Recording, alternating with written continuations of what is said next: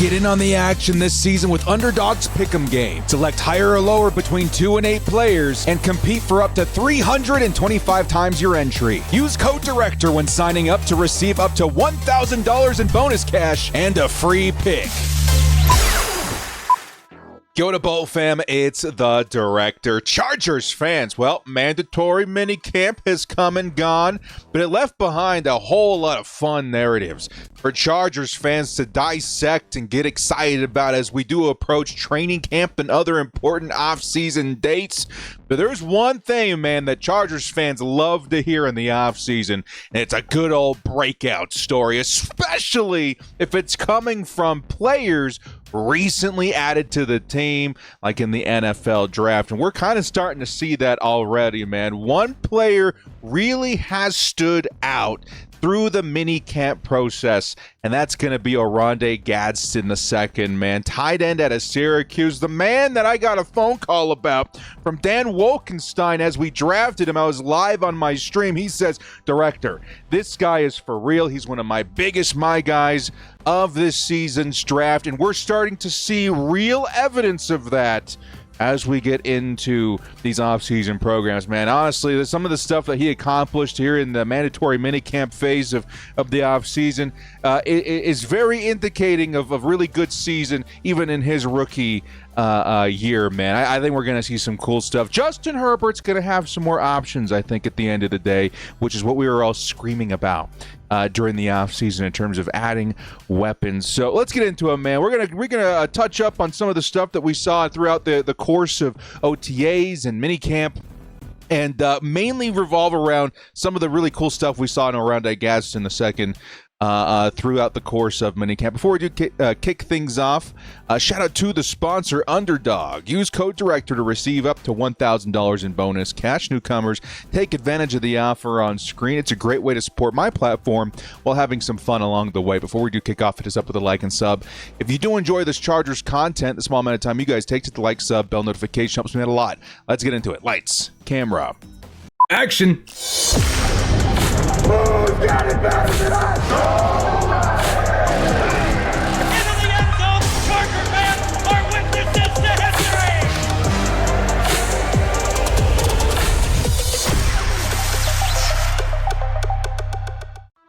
Surprise weapons emerging in the offseason for the Chargers.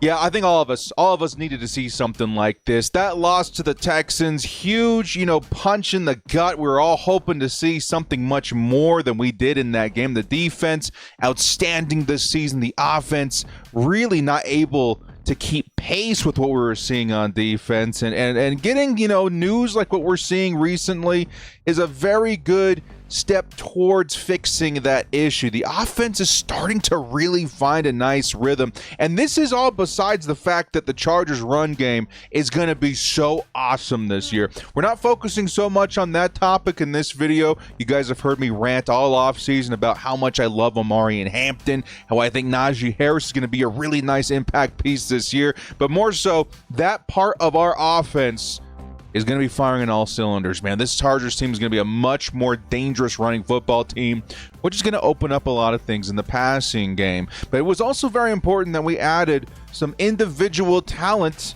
at receiver, which is now including tight end, to help Justin Herbert in those situations where we just got to have it. We can't just have Vlad McConkey out there putting up 200 yards.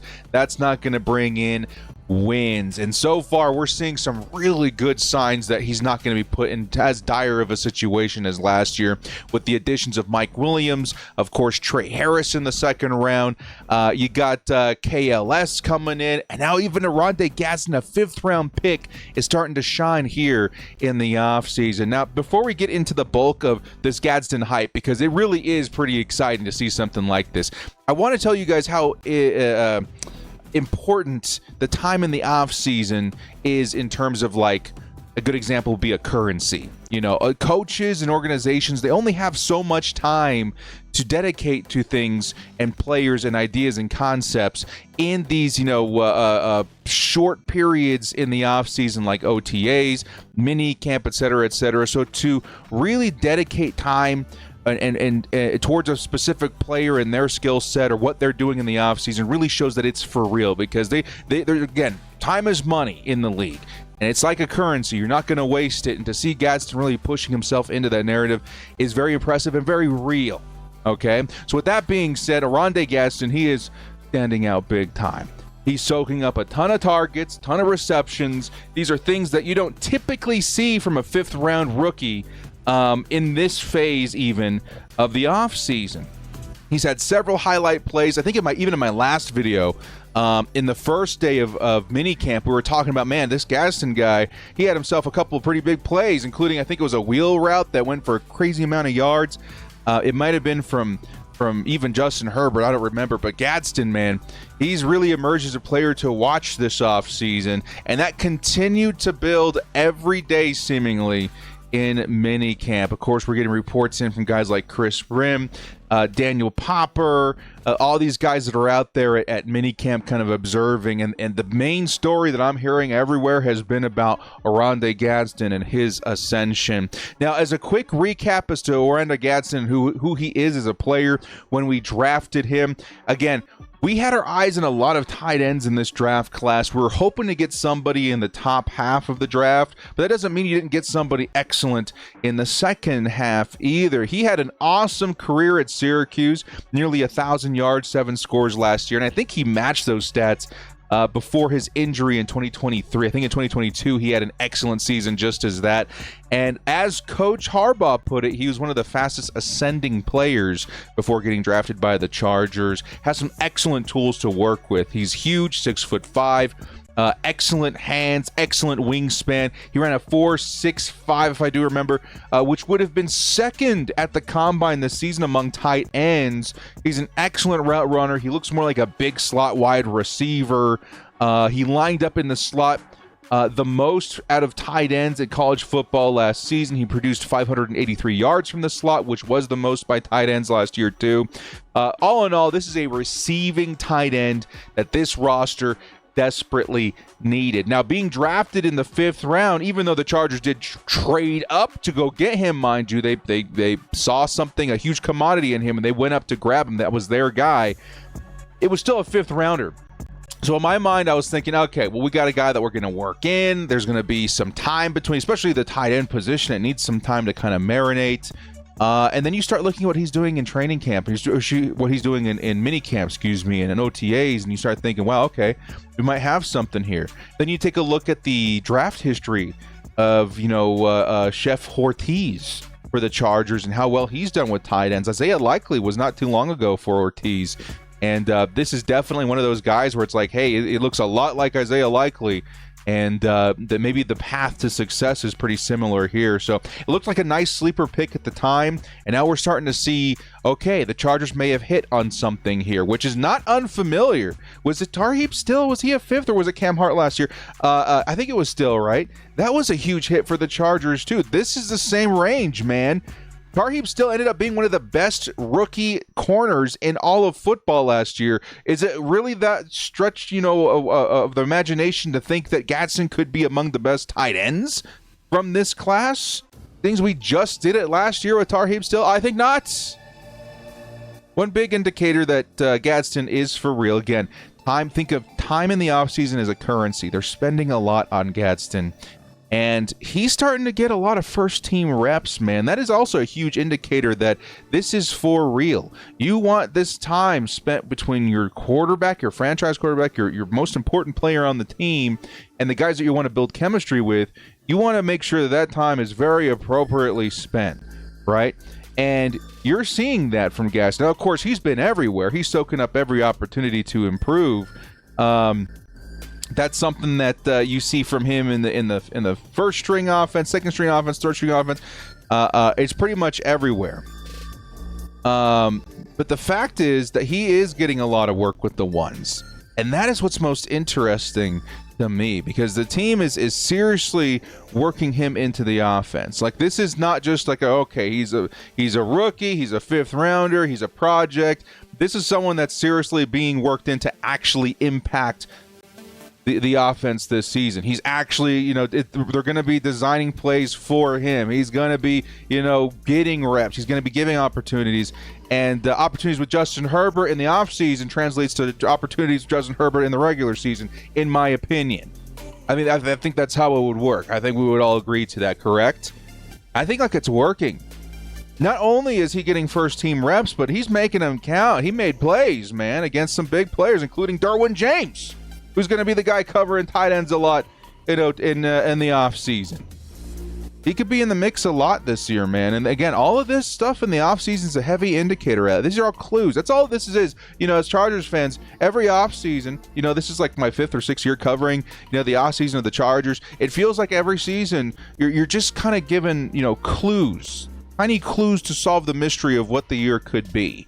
And the time spent with players in the offseason, the dedication in utilizing time with them and Justin Herbert in particular and Derwin James, the first team, is clues as to what you're going to see in the regular season. And not often do you see a 5th rounder worked in with the ones so frequently, which is very interesting in my opinion, and none more impressive, or I should say none more important than time spent with Justin Herbert. I think that's probably the biggest indicator, right? The biggest factor in working with the ones is that you're trying to build something with Justin Herbert, and it's noticed. Justin Herbert has noticed Gadsden's impact. He's impressed. There was quotes by him. I won't say him directly, but he says he's impressed by Gadsden. They're getting a bunch of reps with him.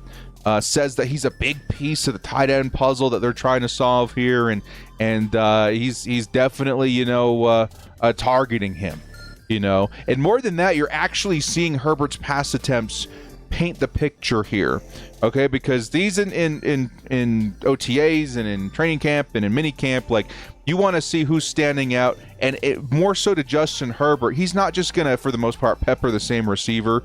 He's gonna throw the ball pretty much wherever it's open. Herbert is a very much so a guy that likes to spread the ball around. And there are spans where Herbert will target Gadsden multiple times in one drive. That's something that you see from him with guys like Keenan Allen, guys like Ladd McConkey. Now you're starting to see it a little bit with Oronde Gadsden. For example, 2 out of 3 plays in a particular drive in minicamp, Herbert targeted and completed passes to Gadsden. And that was, again, one of those was against Derwin James in coverage. And you have to think, again, with Herbert being the kind of quarterback that likes to spread the ball around, he's trying to get it to guys that are open. He's trying to make plays, trying to develop. It really does feel like Gadsden is making real impact. He has had real success against real good defensive players like Derwin James. He's earning the targets of Justin Herbert. All of this makes me feel like this isn't, a mirage. This isn't just purely, the glasses of hype. This is something real that's brewing. And again, just to be clear with you guys too, like when we drafted Gadsden and my breakdown of him, whether it be right or wrong or predictive or whatever, like my grade on him and my breakdown of him after we drafted was like, hey, cool. We got, in my opinion, a nice project tight end that possesses a lot of really cool traits as a receiver. He's going to be worked in. Don't expect to see much of him this year. Maybe in a few years, as he's brought up to speed, this and that. That was my personal breakdown of him. It's starting to look like I was wrong. He may end up being a more prominent piece of the offense sooner rather than later. And it's not just Herbert saying that. It's not just the fans saying that. It's also the coaches, man. The coaches are raving about this guy. Coach Harbaugh stating that he looked just as advertised. He's checked a lot of boxes for them in college. I think he said the same thing about Amari and Hampton, which we talked a lot about. He had a great offseason as well so far. But Coach Harbaugh raved about him for 3 minutes just about in his press conference recently, saying that they knew what he was, and it really does look like it's translating very well, that he looks much bigger in person now that they've got him at the Bolt working out, doing all this stuff, that he's definitely everything that they were hoping for and more. And I'm sure that it was maybe one of the most exciting aspects about him for Coach Harbaugh. The work ethic for Gadsden is outstanding. He says that he's the poster child of the rookies for the most, hard worker or whatever coming into the season with all of the rookies. that he said that he's had to kick him out several times from different parts, of the bolt, from the workout room to the field, training, everything. He says that this kid, every day that he comes in, he's nonstop going from one place to the other, just keeps going, keeps grinding. And that's translating, man. I think he embodies that fun quote by Jim Harbaugh. He's attacking this offseason with an enthusiasm unknown to mankind. It really feels that way. It feels like if you were to put a camera on him and follow him around, make a Netflix series on him, he's that kid that's been waiting his whole life, the very stereotypical story of the comeuppance of an NFL player. But man, he got here and he's taking it very serious. He is soaking up every opportunity to improve, and it's been awesome. Other coaches, like Coach Roman, has said that Gadsden is ascending very quickly. Everybody's very impressed, man. This could really be a prominent piece of the offense, even in his first year, which, again, was something that I did not predict. That's something that I said, it's going to take some time. It sounds like it's not. It sounds like it's something that they're revving up to do right now. And that's going to be the big question. That's a big question I've been getting asked a lot since we've started hearing rumors of his outbreak, of his ascendance. Director, what are we actually seeing this year? What can we expect from an Oronde Gadsden in season 1? And I haven't wanted to put too much of an expectation on Gadsden, because at the end of the day, he's still a tight end, he's still a rookie, he's still a 5th rounder, but it's more than I had initially expected, right? I think that, to be clear, and this would have been a really good season, a 250-yard, 2-touchdown season would have been just fine for a 5th-round rookie tight end who's a tight end 3 on the roster. Like, that to me would have been great, and that's kind of what I was in the range of expecting. But now, again, it's starting to seem like it's going to be much more, and it's very reminiscent of another draft pick by Ortiz a few seasons ago on Isaiah Likely, right? And I think that may have been his last season drafting for the Ravens, if I'm not mistaken there. And they were very similarly described in terms of how they play. They're more of receivers. They're very, capable of route running and hands and this and that. And that, I think, Likely was also a later round pick. I think he was a 4th or 5th round pick as well. And he was worked in a lot quicker than most rookie tight ends, especially drafted in that range. Likely felt like a pretty big impact from the get-go, and I'm starting to think that maybe we're seeing something similar. We're going to see something similar in Gadsden. But Likely, there are people ahead of Gadsden that are going to limit his, numbers in year 1. Likely had Mark Andrews in front of him, so his work was limited. Gadsden also has Conklin in front of him, who's going to be a pretty good tight end this season. I'm pretty confident that Conklin is going to give us some of our best tight end play that we've seen in a while. But it's not as big an obstacle as Mark Andrews. Let's be clear here. The 3 tight ends that we have at the top of the roster right now are very good, but they all play very different roles. Conklin, to me, is a very good possession tight end. Disley's one of the best blocking tight ends you'll find in football, and Gadsden's the receiving tight end. And honestly, a good receiving tight end is going to be very hard to keep off the field when you got Justin Herbert out there. I don't know. From what we've seen early in Gadsden, I wouldn't be shocked if he saw a nice handful of targets in his rookie year being mixed in with Conklin. And I think that's going to exceed my expectations of a couple 100 yards, 2 touchdowns, right? I think it's looking a bit higher than that. I would peg Oronde Gadsden in and around like 400 to 500 yards with 3 or 4 touchdowns, which some people would say, because they're not hearing the 1,000-yard mark, right, and the 8 touchdowns or whatever. They're going to scoff at that. I'm going to tell you guys, that's a really good number for a rookie tight end, no matter where they're drafted. You know what I mean? And to put that number in perspective, tight ends in their rookie seasons that are in that range are guys like Mark Andrews and George Kittle. Mark Andrews had 552 yards and 3 touchdowns in his rookie season. George Kittle had 515 yards and 2 scores in his rookie season. And funny enough, both of those guys were excellent draft values as well. Mark Andrews was a 3rd-round pick, I think, or was it 4th? It was a 3rd or 4th-round pick. And Kittle was a 5th-round pick, famously. He was one of the biggest values, just like Gadsden would be. This kind of season, let's say Gadsden, let's split it down the middle. Let's say he gets 450 yards, 3 touchdowns. Let's say that's his actual season. Let's say that's the official prediction. Those numbers are very heavy indicators that Gadsden would be a tight end one going forward. And Conklin only has 1 year on his contract, right? Is it 1 or 2 years? I think it's 1 year, right? That would position Gadsden to be a huge piece of the offense next season, while also giving him that very vital rookie year to, like, you know, grow into his NFL shoes or whatever, his NFL career, get that kickoff going with the coaches and the new, you know, offense and Justin Herbert and this and that. Like, it feels like, okay, that kind of season from Gadsden could be awesome. And if he exceeds that, watch out. Like, you're maybe looking at the next George Kittle or the next Mark Andrews. Like, those guys, those big hits at tight end from the mid rounds, like, those are kind of the guys recently that I think of. Gadsden could be among them. My expectations previously, I think already from what I'm seeing in the offseason, it's going to exceed that. 400 yards, I think, would be just so great. Just again, beyond what I could have imagined. And I could be wrong even then. We may be making another video, you know, after the preseason or a few weeks into the regular season, like, man, dude, Gadsden's going to be the guy. And that's where we are right now. I would not have put that in my range of possibilities a month ago. Now it's starting to feel like it really could happen. So Oronde Gadsden, watch out, man. He could be the real deal. Now, to kind of wrap up this video, I did want to kind of slide in there as well the story of Trey Harris, too. A lot of people asking, you know, director, what are we looking at as far as the second round pick? Everyone very excited about him. We haven't heard much from him. He's been working mainly with the second team.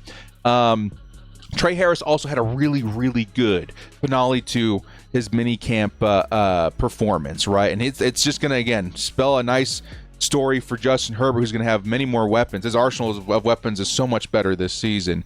And much like Gadsden, Harris is also having, you know, a pretty great offseason, but now more recently, it's like, wow, okay, he's starting to stand out. And he's, you know, again, been getting worked in slowly. But the end of minicamp is where everyone's like, okay, now things have picked up. We're getting excited for training camp. He was labeled to having made the play of the day. I think it was yesterday, the last day of minicamp. It was a pass from Taylor Heineke. It was a floated ball. It was snatched out of the air over the head. It sounds like, it looks like a little different here from the picture. I'm pretty sure that's Dante Jackson there, but it was caught, again, like you're seeing, one-handed, almost resulting in a touchdown. He ended up having to control it and bring it to the ground. And it displayed everything that you're hoping to see from the rookie wide receiver. He's excellent concentration, ball skills, all this stuff on display. And like Gadsden, Harris had also earned many reps with the first team. Again, how important is that? Think of it as a currency that you got to spend it wisely. And here comes Trey Harris, Gadsden. These guys worked in with the first team, which again wasn't the case up to this point. The coaches made a point to work him in. Now he's getting reps with Justin Herbert. He's going to probably work with him more and more. And he's seeing success. You see him here versus, you know, Jackson, who's likely one of the starting corners of this team. You're going to see or read about some plays of him beating Tarheeb Still as well. So, I mean, Trey Harris, Gadsden, these guys, dude, it really feels like the offense is much different. You're seeing some premium drafting skills on display. Bravo to Joe Ortiz, man. Like, this guy, if we go 2 for 2 on seasons of bangers in the mid rounds, like, buckle up, Chargers fans. I think we're going to have a really, really nice span of seasons behind Ortiz and, of course, Jim Harbaugh and these guys, but it's looking really good. So shout out to all of the Chargers coaches and to the GMs and everybody. Like, it's been a pleasure watching and observing and covering the Chargers the last couple of seasons. I'm so excited. My hope, my hype, my excitement, my optimism is at an all-time high, and it continues to get built upon, because even the optimist me, the director, you know, having been excited about what Gadsden would be, I couldn't have predicted what we've seen so far in the offseason and in minicamp, and it makes me even more excited as to, you know, we needed a tight end so badly. I think Gadsden really could step up and be the guy. Well, guys, thank you so much for joining me. This has been The Director. We'll catch you guys next time. As always, bolt up, stay frosty, and get ready for a pretty great season from our 5th rounder 2 years in a row. Shout out to Chef Ortiz, man. Dude's cooking.